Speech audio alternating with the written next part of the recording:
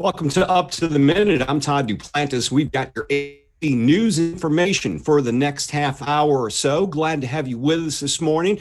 We've got a very packed show and some special guests on the show today as well. Want to let you know that it is August the 13th, a Thursday, and Brittany and I were talking about this yesterday. Brittany, you reminded me of a very important fact. We left the office on March the 13th. Which also just so happens to be a Friday. So Friday the 13th, everyone, it's one to go down in the books. Also my brother's birthday, so I partially blame him. Just kidding. But yes, since today is August 13th, we have officially been working from home for 5 months. Did you ever imagine it would be 5 months? I couldn't even fathom it when we left.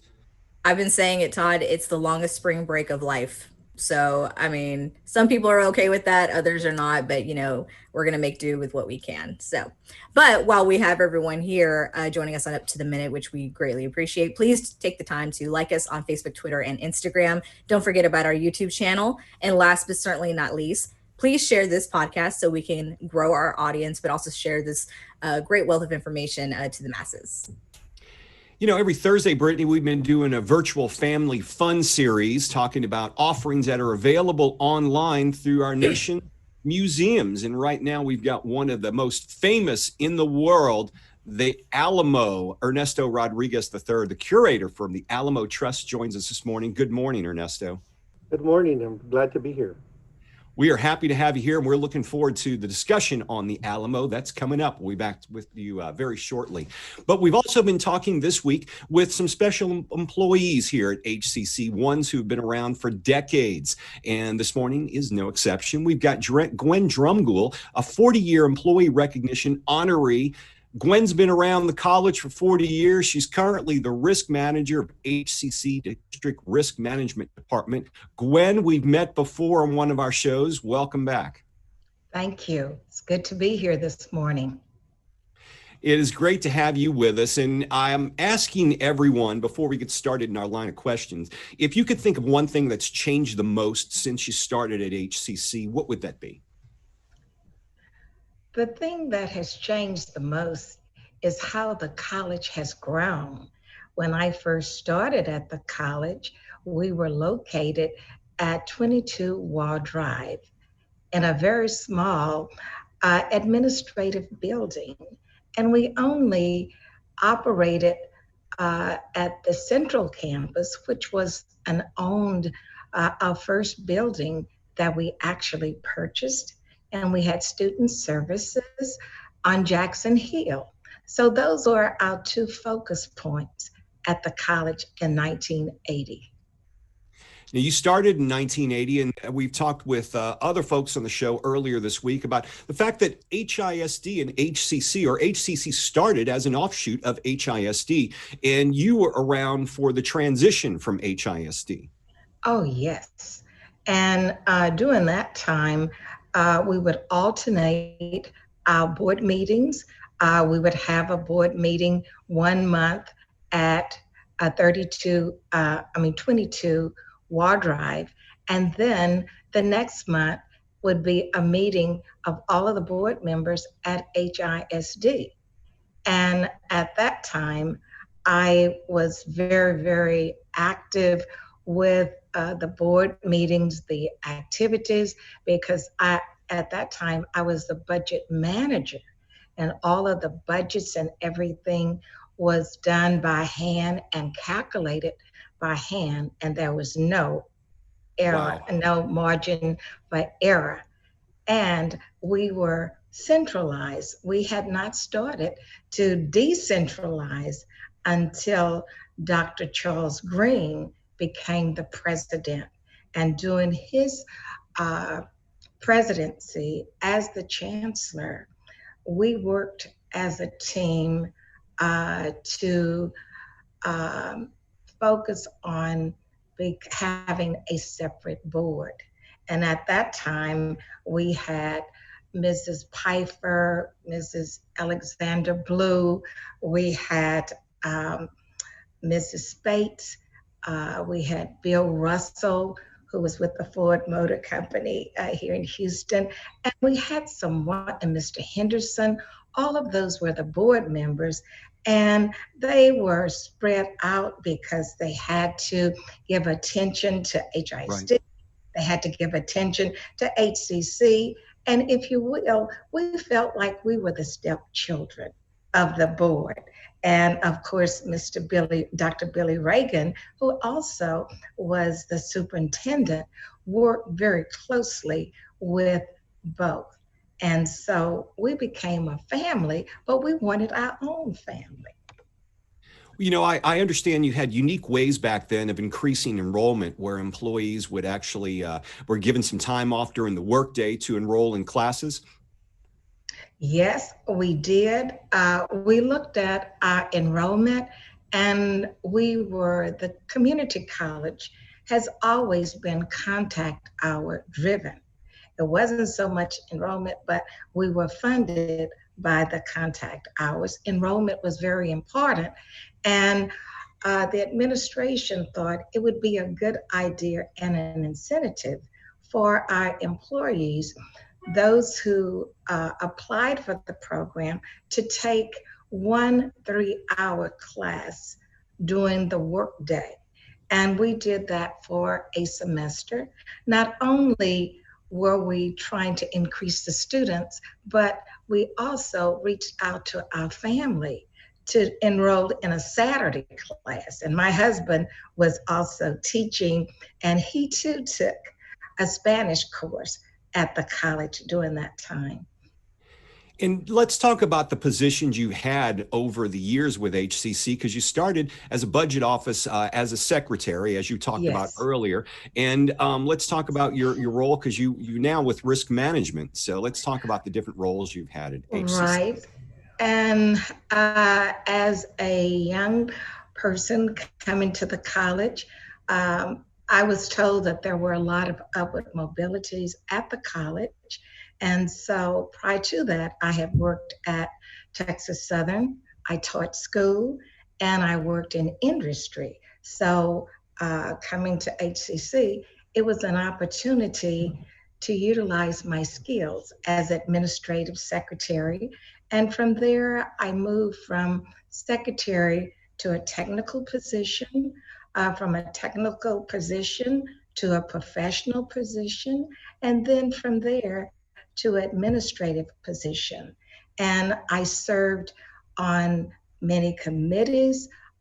During that time, I had assignments in national assignments there in Washington, D.C., working with our congressmen and our 2 state senators at that time, Senator Phil Graham and Senator Lloyd Benson. And then on the side of the state, I work with many of those particular representatives and senators, and also helping HCC to realize that we had a gentleman's agreement with HISD, and that's how we were able to form our board and to have our own. And the thing was, with having those positions, it enabled me an opportunity to use my skill sets to grow as well. Let me ask you this. HCC, as you mentioned, has grown so much over the 40 years you've been here. We have a number of partnerships with universities and with colleges across the state of Texas and locally. Did you see all that happening 40 years ago? Did you imagine we'd get to a point of where we are at HCC right now? We did. We felt that, I don't know what happened. We actually did feel that we would reach that point. Because the college was growing. Well, that's something that I appreciate you being here and sharing us some of your experiences at HCC, and congratulations on being with the college for 40 years, Gwen. Thank you so very much. Thank you. We'll talk to you again soon. All right, we're going to move across the state to Ernesto Rodriguez, curator with Alamo Trust. Ernesto, thank you for being here this morning once again. It's good to have you on the show. How are things out in San Antonio right now? Well, like everybody else in the state, we are working from home most of the time. I am in the office today for this special event, but we have been working from home since March. Now, has the Alamo reopened in a limited fashion? I know you've got a lot of online offerings. We're going to talk about those in a moment, but can you tell us whether the site has reopened and what are the rules when and if you do? At the moment, the plaza has opened, so we're open from 9 to 7, allowing visitors to come onto Alamo Plaza, which has been closed as well. And people are encouraged to wear masks. You know, social distancing is very important, and we're trying to maintain the safest possible standards for our public. You know, the Alamo is so iconic, and all of us seem to have a memory of the Alamo, whether it be seeing it in person, seeing a movie, or something along those lines. But let's talk about what you guys have been doing since the shutdown started. A lot of museums, including the Alamo, you're offering things online for families, for kids, for educators, and maybe you can tell us a little bit about that in your social media and your YouTube channel. Yes, well, we had to adapt to like everyone else is. And for July 4th, which is usually a busy day for us here at the Alamo, we did some digital programming that explains the involvement of the Spanish side in the American Revolution, I should say. Also, the fact that July 4th in the history of Texas is an important day. It is when they vote for annexation into the United States in 1845. So we did a program on that and firing demonstrations all online on our YouTube channel, in order to be able to allow the public to experience an event virtually. And I know San Jacinto Day is a big day for you guys as well. Maybe you could talk about that. On San Jacinto Day, what we ended up doing was we teamed up with other historic sites and the Texas Historical Commission, and we did a virtual conference, basically, that explained the different aspects of the Battle of San Jacinto and the aftermath, including the roles that many of the native population played in the Texas Revolution. Tell me about what you've been offering as a menu for educators, like the timeline for the Texas Revolution and some of the things that are out there that educators can incorporate in their classroom for online instruction with their students. So what we ended up doing is we started offering more programming online. We offered 3 teacher workshops over the summer, in which we had a large number of teachers from all over the state and other states as well that joined us, and we discussed not only the Battle of the Alamo but the history of Texas, and we tied it into how all history is connected. Now, I want you to share something that's pretty cool, because you gave us a glimpse of this earlier, but you guys have a digital battlefield available online. Can you show us what that's all about? Yes. So the digital battlefield, we have 2 versions of it, and here's one of them. And it allows you to use a split screen setup so that you can see what the Alamo looked like in 1836 and what it looks like in present day, and you can turn it, and it takes you through the entire site.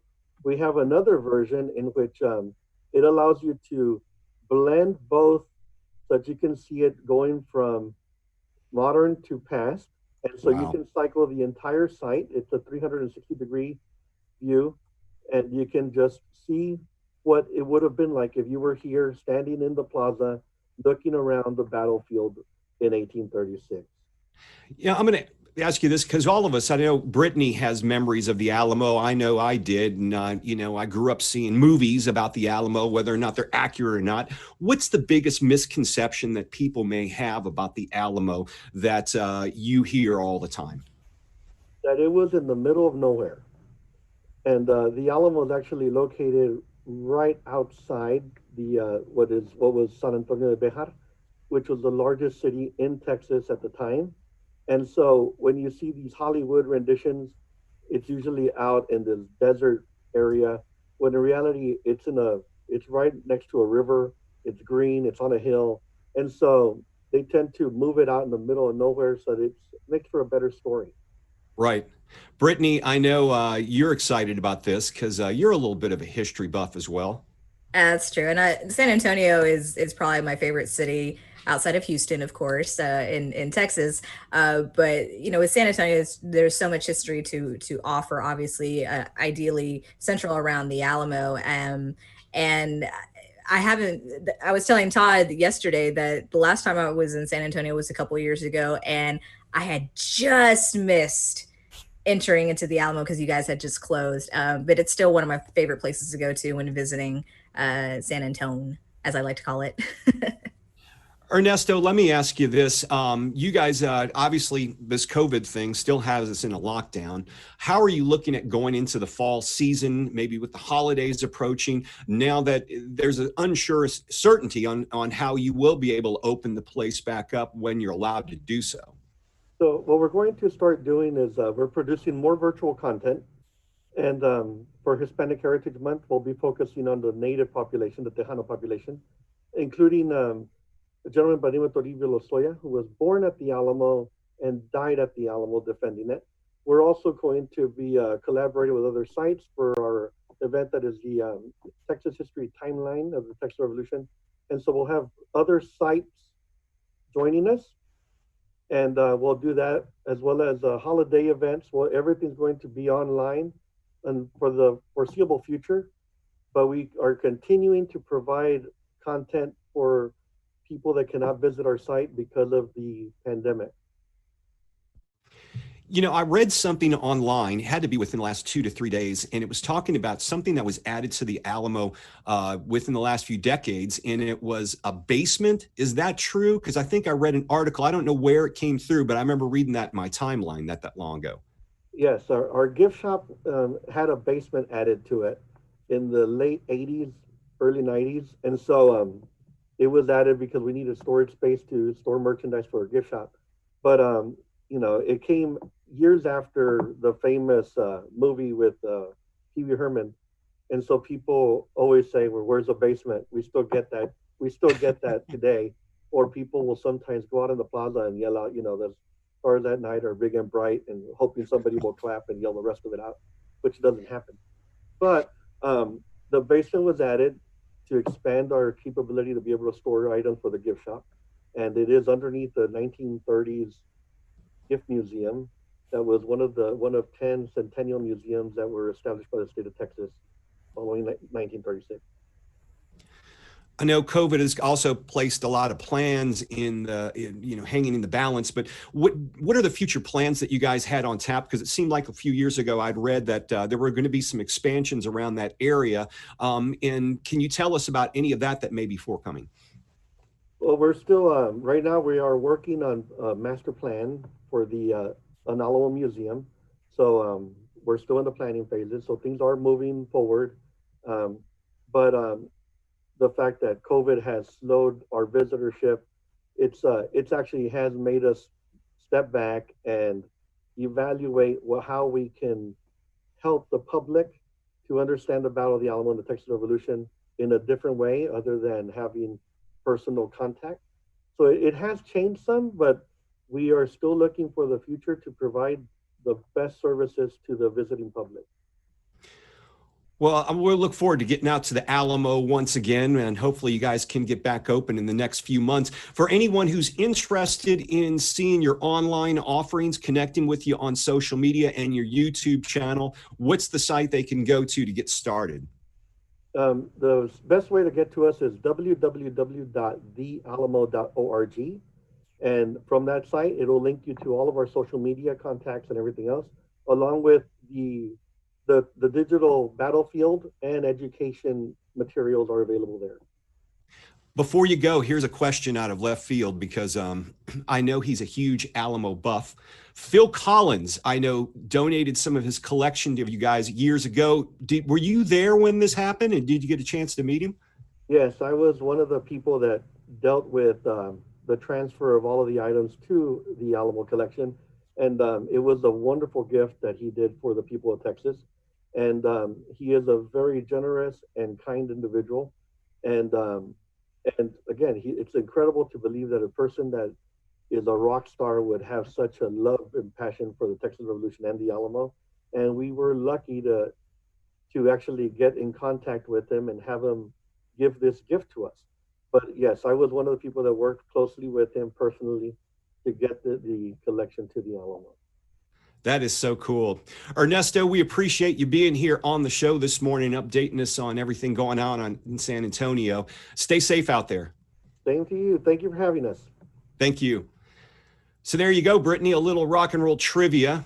I sound old when I say rock and roll trivia. Let's just say rock trivia. I love Phil Collins. You know, I've been a big fan of Genesis, and I wasn't aware until a few years ago that he was such a buff, a history buff, and just crazy about the Alamo.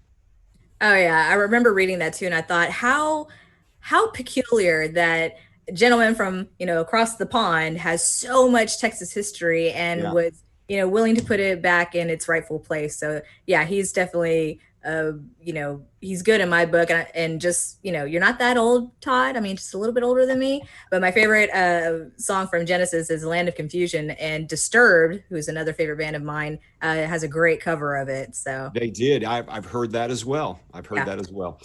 So Brittany, we've got some HCC news and information right on the top of our list. Some congratulations goes out to Desmond Lewis.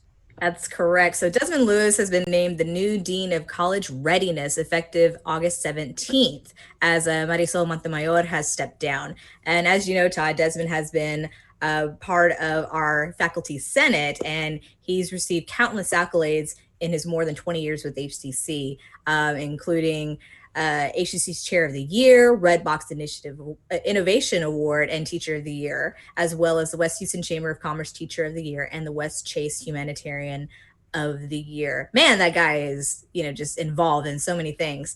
And while completing his doctorate, Desmond is credentialed to teach in several areas. He's also a published author, a distinguished editor, and has worked alongside the state representative, Sylvester Turner. That's right. Then state representative. Back when he was state representative. That's right. Exactly. Good luck with this new position, Desmond. I know we'll be getting him on the show sometime soon to talk about this as well. Student Services virtual lobby, it's open right now. And Brittany, they're reaching out to students in many different ways.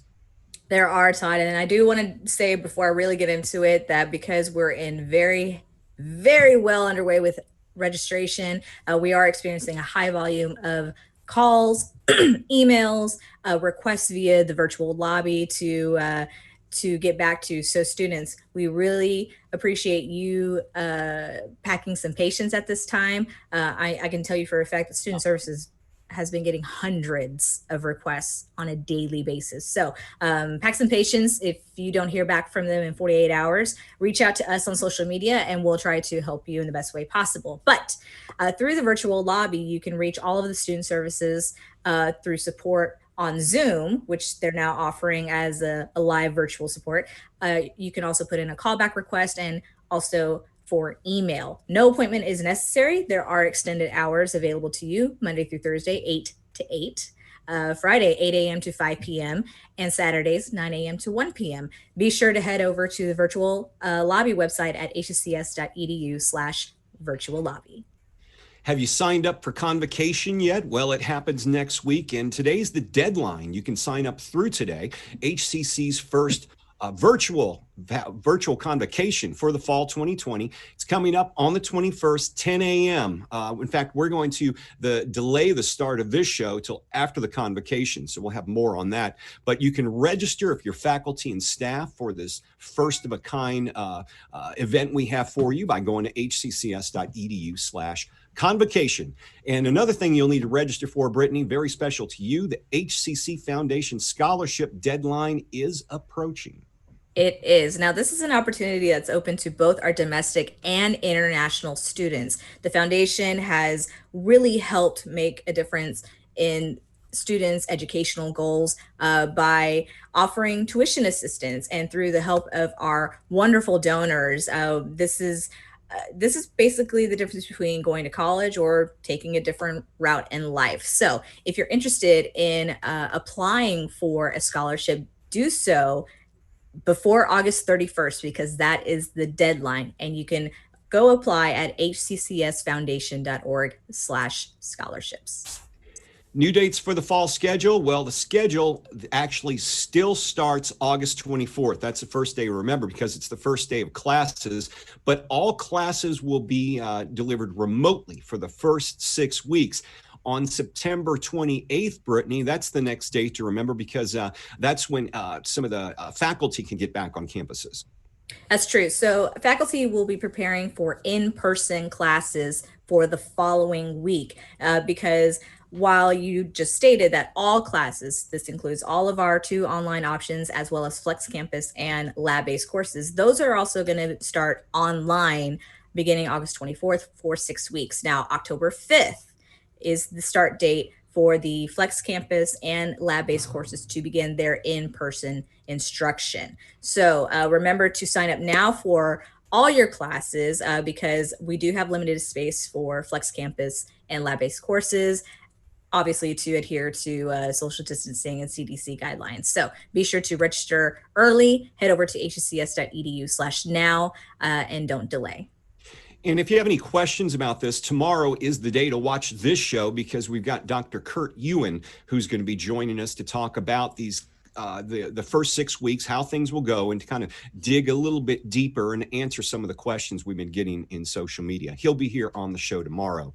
4 HCC drive-through testing sites are now open. One of them even has weekend hours. But first things first, the Felix Frauge campus and the Eastside campus, both at the Southeast College, are open Mondays through Fridays, 8 a.m. to 3 p.m. No appointment required at either one of those 2 locations, Brittany. That's correct. So, sorry, I was reading a question that was on social media, Todd. So I'm just going to move on to the next one. Okay. Okay. Well, I'll finish this one out. So the other sites are HCC's Northeast Campus and HCC's South Campus. Those sites are open 9 a.m. to 6 p.m. Monday through Saturday. They're encouraging you to call ahead and make an appointment, but they're not going to turn people away. We'll have all the information on all of these sites in the social media post for this show. And the census, that's right, it's been extended. You can still stand up and be counted for Census 2020. That's right. So the extension is now all the way through the end of October. And it's, for people who haven't participated in the census, this is your time to do so. And as it is mandated by the U.S. Constitution, it is a once a decade count for everyone living in the country. It informs how billions is funded and spent for public services, clinics, schools, HCC, hello, and many other areas. So stand up and be counted. You can go to their website, 2020census.gov, to participate.